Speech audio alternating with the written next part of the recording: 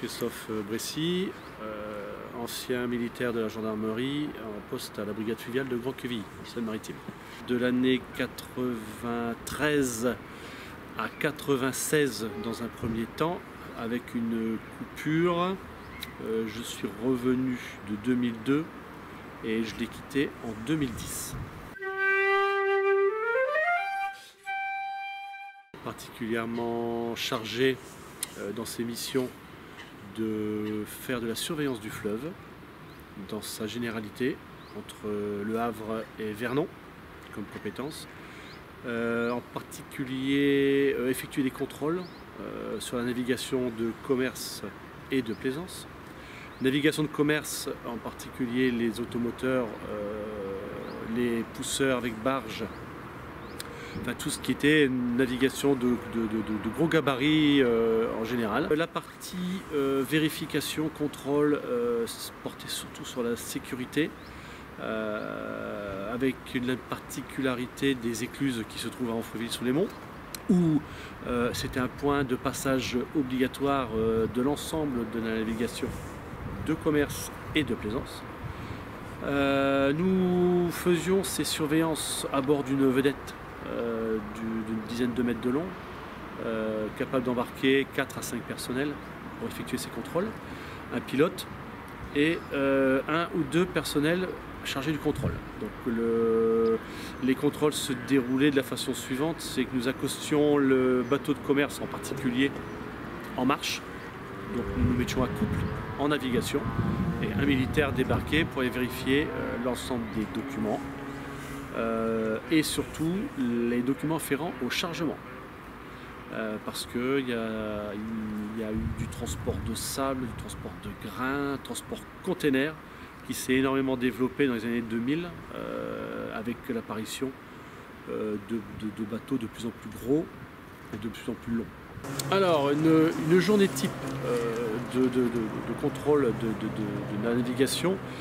Départ de Rouen à l'Île-la-Croix en appareil, chargement en vivres matériels et avitaillement.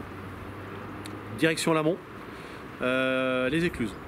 Donc passage par Elbeuf, Marteau, Criquebeuf, Pont de l'Arche, Amfreville-sous-les-Monts. Arrêt à Amfreville, souvent c'était le point de restauration du midi, puisqu'on mettait à peu près 3 heures, 4 heures pour monter.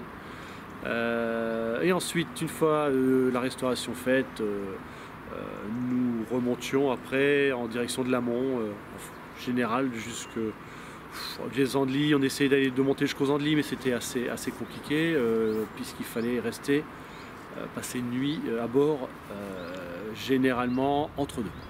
Une particularité dans les contrôles, c'est la navigation de plaisance. Parce que beaucoup de maires, on va dire riverains des berges de l'Eure, que ce soit à droite ou à gauche, se plaignent des gens qui font de la vitesse, qui font un peu n'importe quoi en Seine, avec leurs bateaux de plaisance, hein, je parle de plaisance, qui tractent, qui font du ski nautique dans les zones qui sont interdites à la vitesse, qui sont limitées.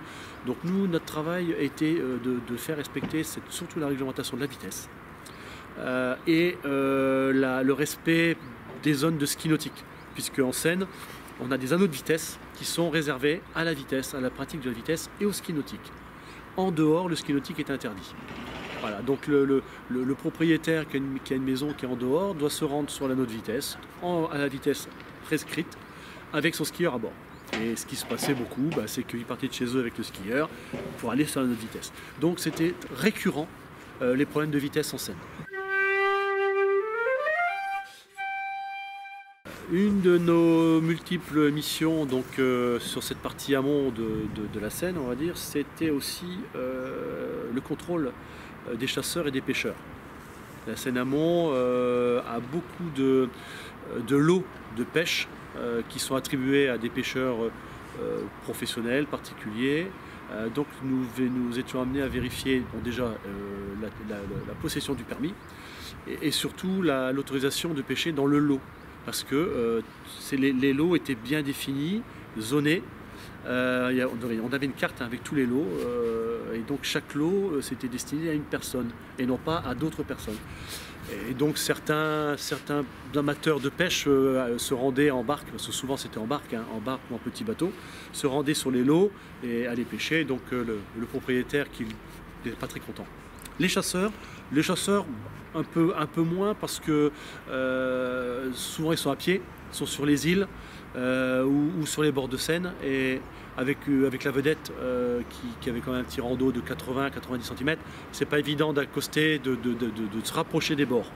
Donc on les voyait, on arrivait à avoir un dialogue à distance, mais bon, souvent c'était toujours les mêmes. C'était les mêmes associations de chasse, c'était voilà, souvent les propriétaires. Les îles sont la propriété, une bonne partie sont la propriété de certaines personnes. Donc les chasseurs, c'était plus quand nous étions avec le Zodiac. Là, avec le Zodiac, ça nous permettait d'accoster n'importe où. Et là, effectivement, d'aller contrôler les permis de chasse, et s'ils étaient pareil sur le lot, s'ils respectaient les quotas, et surtout ce qu'ils chassaient. Pour parler plus particulièrement de mon métier au sein de cette brigade fluviale, ma qualification première était celle de plongeur enquêteur subaquatique. Voilà, donc j'étais chargé d'enquêter et de faire des relevés sous l'eau, chose que ne pouvaient pas faire nos camarades à terre puisqu'ils ne voyaient pas ce qu'il y avait dans l'eau. Donc nous étions chargés, nous, de relever tous les indices, les éléments, preuves et surtout recherche de corps, puisque la majeure partie du travail à la brigade fluviale était de rechercher malheureusement les corps tombés en Seine par suicide, accident. Et puis souvent, c'est arrivé souvent, c'est de retrouver des corps dans les voitures. Quand on était en enquête subaquatique, on faisait du sondage en Seine, d'ailleurs beaucoup à Pose, en raison des écluses, un petit peu avant, il y a des cales de mise à l'eau, et il y a des accès faciles, et là on a été amené à retrouver pas mal de voitures, et donc parfois des corps ou un corps dedans. Voilà. Et donc ça c'était le métier, c'était mon métier premier, et j'avais une double qualification, c'est que, comme je le disais tout à l'heure, nous étions pilotes d'embarcation, donc habilités à piloter ce bateau, afin de pouvoir assurer la sécurité de nos plongeurs et du milieu environnant. Concernant le fleuve par lui-même, et puis on va dire la qualité de l'eau en Seine, avec les années d'expérience et le nombre de plongées effectuées, on va dire que depuis les années 90, période où je suis arrivé et où j'ai commencé à plonger en Seine, on dirait que la qualité de l'eau, de par sa visibilité, s'est beaucoup améliorée. L'eau était moins turbide, moins trouble par période. On avait des périodes de clarté qui allaient de août jusqu'en octobre, novembre, où on avait quand même 50 cm, un bon 50 cm de visibilité sans lumière. À Pose, par exemple, quand je parlais de la plongée sur le véhicule qui était parti à l'eau, sans lumière artificielle, nous avions 50 cm de visibilité. Et ça, c'est vrai que c'est quelque chose qui s'est très amélioré au fil des années. Voilà. Même sur la Seine aval, sur Rouen, avec une lampe à 12-13 mètres de fond, on arrivait à avoir 50 cm, 1 mètre parfois de visibilité, c'était quand même pas mal. Voilà. En temps normal, je dirais qu'en temps normal, on était dans le noir total, même avec une lampe, 20-30 cm, et on ne parlait pas de distinguer quelque chose, on voyait le faisceau de lumière, c'est tout. Voilà. Et il nous est arrivé d'effectuer des plongées assez particulières sur un point très particulier, assez comique d'ailleurs, puisque nous avons été appelés par le personnel des écluses de Pose parce que un monsieur qui souhaitait sortir son bateau de l'eau sur une cale de mise à l'eau avait mal serré le frein à main de sa voiture, et qu'est-ce qui s'est passé quand il a tiré pour remonter le bateau? C'est la voiture qui est partie avec le bateau et tout à l'eau. Voilà, donc plongée effectuée pour repérer la voiture. C'était facile parce que le bateau étant en surface, nous avons su localiser la voiture rapidement. Localisation, élagage et sortie de la voiture. Voilà, donc une journée pas trop sympathique pour ce monsieur et une journée assez comique pour nous.